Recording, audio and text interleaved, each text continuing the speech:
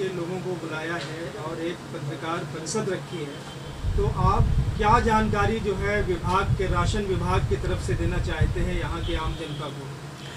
पहले तो मैं आप सभी लोगों का शुक्रिया करूंगा कि आप वक्त निकाल के हमारे रेशन कार्यालय में आज आए हैं। और ये पत्रकार परिषद रखने की एक कारण है कि हमारे मुमरा दीवा विभाग में ई-केवाईसी जो है वो बहुत ही कम है।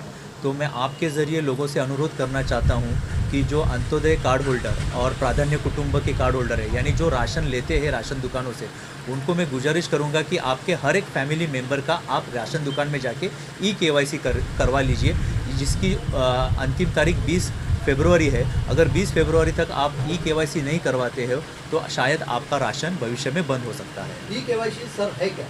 ई-केवाईसी ये होता है कि ई-केवाईसी से पता चलता है कि आदमी अभी भी वहाँ पे है, वहीं पे रहता है, वही इलाके में रहता है और अभी भी राशन लेता है। इससे ई-केवाईसी पता चलता है। क्योंकि क्या होता है, बहुत से लोग गुजर जाते हैं, शादी होकर छोड़ जाते हैं या जॉब की वजह से कहीं दूसरी जगह शिफ्ट हो जाते हैं, लेकिन अपना नाम रेशन कार्ड से निकालते नहीं है। तो फिर उसका जो है उनका ही अनाज जो है वो दुकानदार खा जाता है और लोगों तक नहीं मिलता। तो दुकानदार अनाज न खाए और हमारे यहाँ से दूसरे लोग यहाँ पे ऐड हो सके, इसके लिए हम ई-केवाईसी करना ज़रूरी है।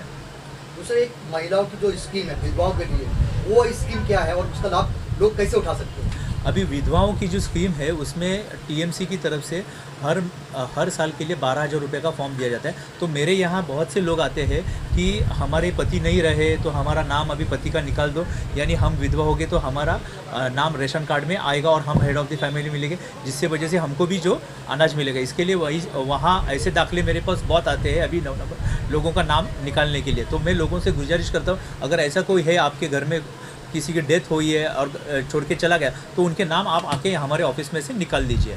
उसके लिए हमारे मेरा जो स्टाफ है आपको सबको सहकार्य करेगा। सर मान लीजिए कि किसी ने ई-केवाईसी नहीं कर पाया 20 तारीख तक, 20 फरवरी तक, तो क्या वो राशन पाने में अपात्र हो जाएगा क्या?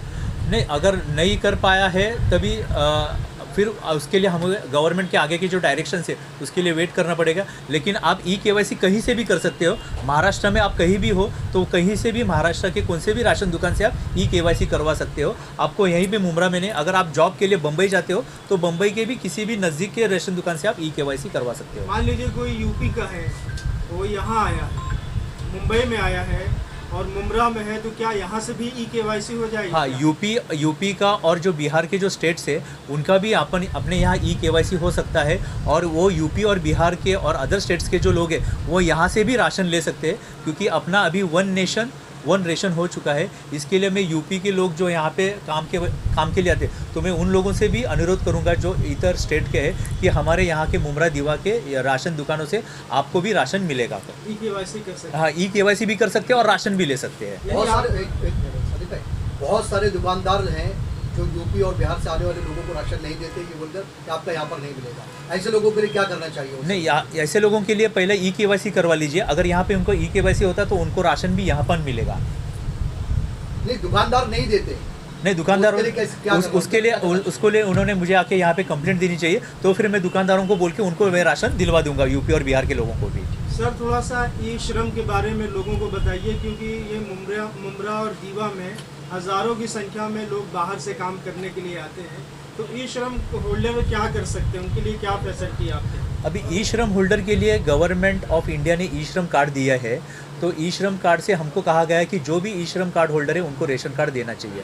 हमारे पास 9,446 ई-श्रम के लोग मिले थे दीवा मुमरा में।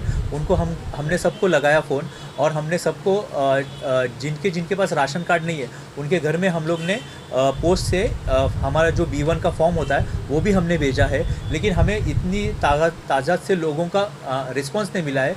तो हम आपके माध्यम से कहना चाहेंगे कि जिसके पास ई-श्रम का कार्ड है और आपको अगर राशन चाहिए तो आप हमारे ऑफिस में आइए, सुबह 10 से बजे 2 के बीच में फॉर्म भरिए और तुरंत आपके जो डॉक्यूमेंट है रेसिडेंस प्रूफ और जो ई-श्रम का कार्ड की जेरॉक्स उसके साथ लगाइए। हम तुरंत आपको रेशन कार्ड दे देंगे और उसके ऊपर आपको अनाज भी मिलना चालू हो जाएगा।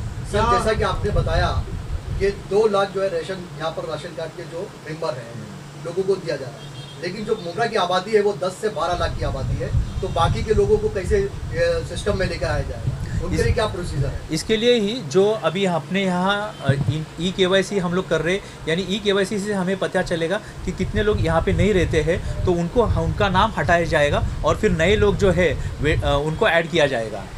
जो ज़रूरतमंद है राशन के लिए उनको हम लोग ऐड कर लेंगे। बाद में आप आए। यस, थैंक यू सर, आपने बात किया जानकारी। धन्यवाद, थैंक यू वेरी मच। एक छोटी सी अपील आप कर दीजिए हाँ, लोगों के मुमरा के लिए। मैं मुमरा के लोगों से ये अपील करना चाहता हूँ कि मेरी ऑफ़िस का टाइमिंग 10 से लेकर शाम को 6 बजे तक है।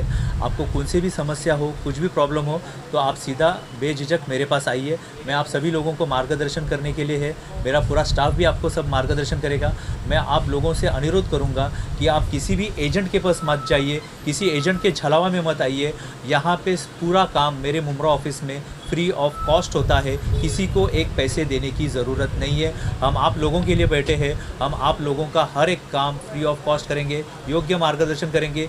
आप सही पेपर हमारे पास दीजिए, हम तुरंत आपको 3-4 दिन के अंदर रेशन कार्ड आपको दे देंगे। राशन कार्ड बनाने के लिए कौन कौन से डॉक्यूमेंट्स लगेंगे उसके बारे में बता दीजिए। राशन कार्ड बनाने के लिए अगर आपको नया रेशन कार्ड बनाना है तो उसके लिए आपका जहाँ पे पुराना नाम है वहाँ से नाम निकाला हुआ पर्ची, आपका रेसिडेंस प्रूफ में आपका light bill, property tax, maintenance की पावती, और आपने अगर घर खरीदा है तो घर खरीदेगी, इसमें से कोई सा भी एक डॉक्यूमेंट आपको लगाना है। अगर आप भाड़े पे रहते हो तो भाड़े की एग्रीमेंट की कॉपी और घर मालिक की NOC लगेगी और सबके आधार कार्ड लगेंगे। अगर आपको नाम डालना है तो नाम डालने के लिए अगर 1 साल से लेकर 6 साल का बच्चा है तो उसका बर्थ सर्टिफिकेट और आधार कार्ड, अगर 6 साल से लेकर 14 साल तक है तो उसमें उसका स्कूल का बोनाफाइड सर्टिफिकेट और आधार कार्ड, और अगर लड़की बड़ी है तो वहाँ से नाम निकाला हुआ उसका पर्ची और उसके आधार कार्ड यहाँ पे शादी के लगेगा। बाद जो लड़की है यस, उनके- और उनका मैरिज सर्टिफिकेट या नाम चेंज हुआ उसका गैजेट की कॉपी, और नाम निकालने के लिए डेथ सर्टिफिकेट लगेगा। और अगर जिसका शादी हो के वहाँ पे जाना है तो उनका एक एप्लीकेशन लगेगा, उनको यहाँ पे सिर्फ 2 मिनट के लिए आना है, हमारे ऑफिसर उनको पूछेंगे और तुरंत उनका नाम निकाल के उनको दे देंगे।